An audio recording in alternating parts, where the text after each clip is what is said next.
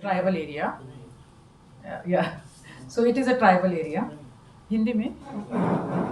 ये tribal area है जहाँ से मैं आती हूँ, और मेरा खुद का जो ट्रांसफॉर्मेशन है एज ऑफ 40 का है।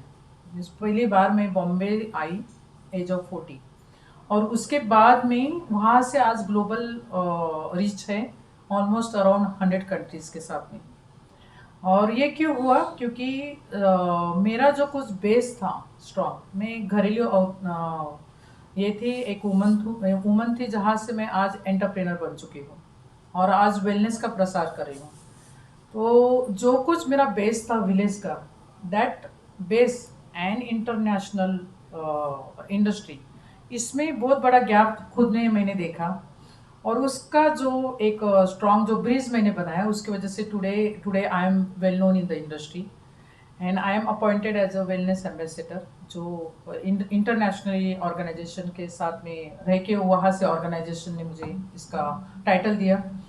उसके बाद में धीरे धीरे एक काम इतना बढ़ गया कि मैंने जो इंडिया के डिसअपेयरिंग जो हेल्थ रिलेटेड जो थे, वेलनेस रिलेटेड जो काम थे, जिन्होंने जैसे कि ललित सर बहुत बड़ा काम रामायण के माध्यम से कर रहे हैं, उनका जो काम है, वैसा मेरा उसमें एक बहुत बड़ा काम हुआ है जो डिसअपेयरिंग थेरेपीज थी। For example postmortem care, naturally 42 days का जो सिस्टम था वो डिसअपेयर हो चुका था, नेचुरल जो वे से करना है, क्योंकि medical science it become very stronger than natural way system.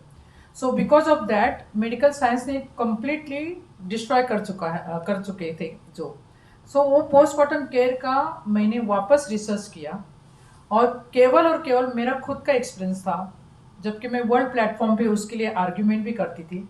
मेरी खुद की लड़की 37 ईयर्स ओल्ड है। My mother had given stone therapy those days, जो आज वेलनेस इंडस्ट्री में बहुत फेमस है। वर्ल्ड प्लेटफॉर्म पे उसके लिए बातें की जाती हैं, लेकिन जब ये वर्ल्ड प्लेटफॉर्म पे जब बातें हो रही थी तो I was the only one arguing that, debating for that. I said it is not the world initiative, it comes from India. और वाई? डॉक्टर रेखा चौधरी ने अभी 4 दिसंबर को गेटवे ऑफ इंडिया में वो हाँ, इवेंट वो जरूर भी है। बताएं, तो उनको सो रिलेट करने में बहुत आसानी हो जाएगी। हाँ, वो कितने एम्बेसडर्स आए कितनी कंट्रीज से जी। Right, right, thank you, thanks lot. So ये जो था, तब तब मैंने 3 जनरेशन पुराना ये जो थेरेपी था उसका फिर रिसर्च किया, उसको पब्लिश किया। सो ऐसे मैंने जो रिसर्च है जो वापस पब्लिश किए, उसको साइंटिफिक एविडेंस देके जो पब्लिकेशन मेरे WHO में गए। So this all this actions happen through the Jeff foundation.